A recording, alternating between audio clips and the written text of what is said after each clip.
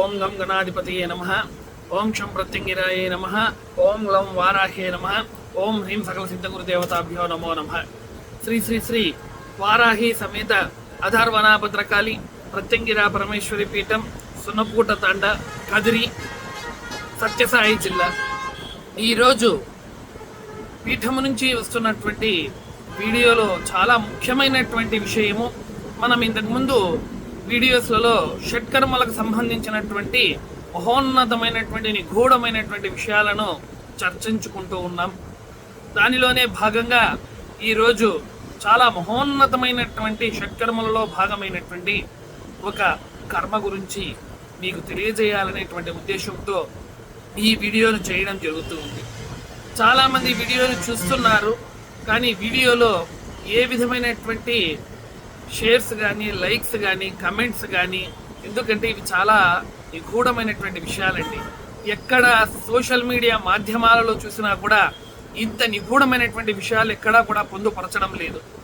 కనుక మా గురు పరంపరలో నాకు వచ్చినటువంటి ఈ విద్యా పారంగతం వలన మీ అందరికీ కూడా ఈ యొక్క విషయాల గురించి నిగూఢమైనటువంటి విషయాలన్నిటినీ కూడా తెలియజేసి వీటి వల్ల ఎవరు బాధపడుతున్నారు, వీటి నుంచి బయటపడే మార్గం ఏమి, వీటి ద్వారా ఉన్నటువంటి సమస్యలను బయటకు ఏ విధంగా రావాలి, అసలుకు ఈ విధమైనటువంటి పరిస్థితి ఈ విధంగా ఉంటుందా అనేటువంటిది తెలియజేసి మీకు సంప్రాప్తించినటువంటి దోషం ఏదైనా కూడా ఈ యొక్క షట్కర్మలలో ఉన్నదా అని తెలుసుకునేందుకు మీ అంతట మీరు స్వయంగా తెలుసుకుంటారనేటువంటి ఆలోచనతో ఈ వీడియోను చేయడం జరుగుతూ ఉన్నాయి. కావున మీరందరూ కూడా ఈ వీడియోలను ఆదరిస్తారని మనస్ఫూర్తిగా కోరుతూ ఒక చిన్న విషయం చెప్తానండి. ఎందుకు ఈ వీడియోలో ఇంత నిగూఢమైనగా చర్చిస్తున్నారు అని. ఒక వ్యక్తికి జ్వరం వచ్చిందని చెప్పి వైద్యుని దగ్గరికి వెళ్తాడు. వెళితే మొట్టమొదట రోజు ఆయనకు కొన్ని ట్యాబ్లెట్స్ ఇచ్చి, నాయన ఇది 3 రోజులు వాడి తిరిగి రా నాయన, జ్వరం వస్తూ ఉంటే అని చెప్పాడు.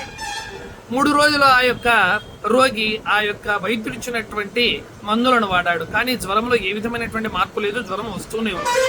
3వ రోజు డాక్టర్ గారి దగ్గరికి వెళితే అప్పుడు డాక్టర్ గారు తన యొక్క శరీరంలో ఉన్నటువంటి రక్తమును బయటకు తీసి ఆ రక్త పరీక్ష అనేటువంటిది చేసి ఆ వ్యక్తికి సంప్రాప్తించినటువంటి జ్వరము ఏది, మలేరియానా, టైఫాయిడా, డెంగ్యూనా, కరోనానా, లేదా వైరల్ ఫీవరా, లాంటి రకరకాలైనటువంటి జ్వరాలలో ఏది, దానికి ఏ చికిత్సను చేయాలి పర్టికులర్గా అనేటువంటిది డాక్టర్ గారు తన యొక్క మందులను మార్చి రాసి ఆ జ్వరాన్ని ఏ విధంగా తగ్గిస్తాడో, ఇది అదే విధంగా సంప్రాప్తించినటువంటి షట్కర్మలలో ఏ విధమైనటువంటి కర్మ వల్ల బాధపడుతూ ఉన్నాడు, ఆ కర్మకు సంప్రాప్తించినటువంటి దాని నుంచి ఏ విధంగా బయటకు రావాలనేది నిజమైనటువంటి గురువు, నిజమైనటువంటి తాంత్రికులు, నిజమైనటువంటి స్వామీజీలు మాత్రమే కనుగొని బయటకు తీస్తారు.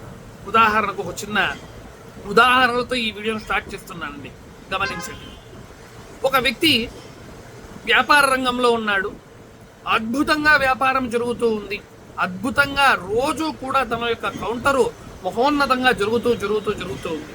కానీ కొద్ది రోజులు గడిచినటువంటి తర్వాత ఆ వ్యక్తి చేస్తున్నటువంటి వ్యాపారము ఉన్నట్టుండి అధఃపాతాళానికి, అంటే ఒక్కసారి టప్పని కిందికి పడిపోతుంది.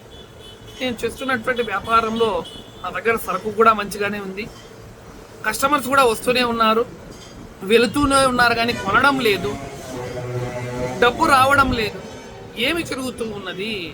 చాలామంది ఈ యొక్క ప్రశ్న నాకు అడిగారండి. ఫోన్ చేసి, వాట్సాప్ ద్వారా కానీ, మెసేజ్లో కానీ చాలామంది పెడుతూ ఉన్నారు, అడుగుతూ ఉన్నారు భక్తులు. దీనికి కారణం స్తంభన విద్య.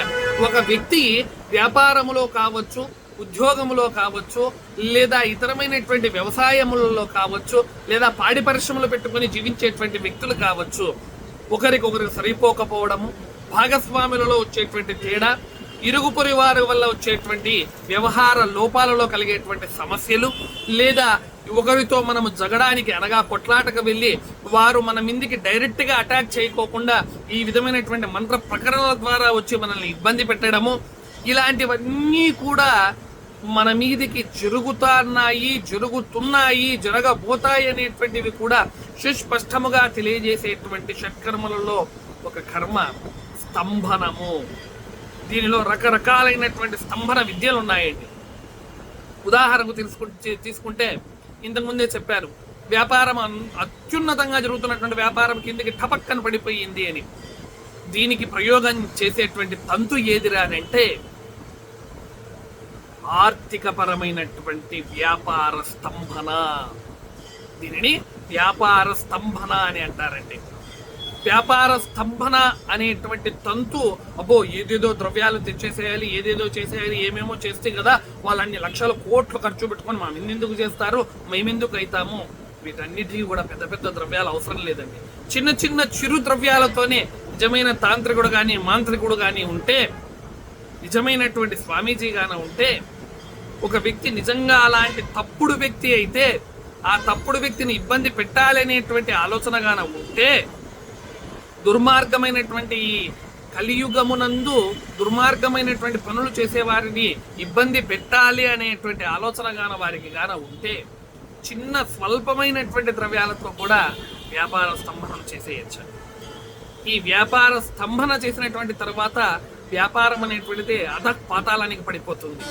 గుర్తుపెట్టుకోండి, బాగా జరుగుతున్నటువంటి వ్యాపారము తగ్గిపోయింది, గిరాకులు సరిగ్గా రావడం లేదు, గిరాకులు వచ్చిన దుకాణంలో చూసి వెనక్కి వెళ్ళిపోతూ ఉన్నారు. ఇవన్నిటికీ కూడా కారణం వ్యాపార స్తంభనం.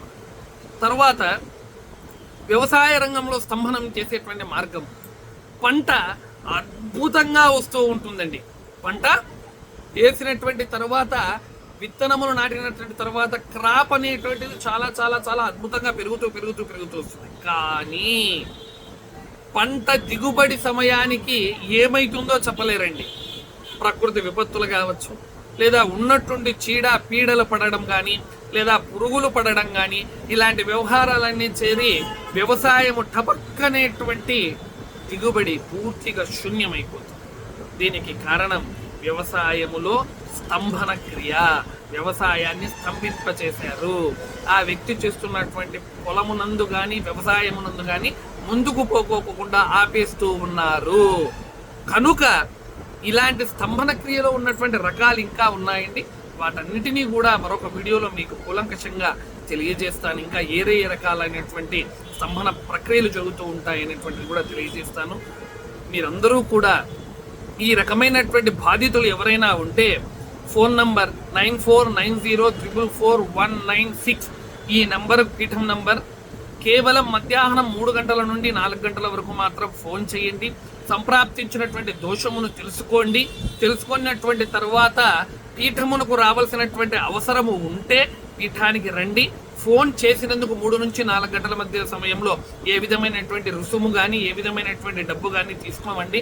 చాలా మంది మెసేజ్లు పెట్టి ఇబ్బంది పెడుతున్నారు. ఏ విధమైనటువంటి డబ్బు తీసుకోము. 3 నుంచి 4 గంటల వరకు ఫోన్ చేసేటువంటి సమయం మాత్రమే అది. గుర్తుపెట్టుకొని మీ యొక్క వ్యవహారాలన్నింటినీ కూడా తెలుసుకుని సన్మార్గంలో ముందుకు వెళ్ళి భగవంతుల యొక్క కరుణా కటాక్ష వీక్షణలకు పాత్రలు అవుతారని మనస్ఫూర్తిగా కోరుతూ ఓం శం ప్రత్యంగిరాయ నమః, ఓం గ్లౌం వారాహ్యే నమః, ఓం హ్రీం సకల సిద్ధ గురుదేవతాభ్యో నమో నమః. హర నమః పార్వతీపతే హర మహాదేవ శంభో శంకర.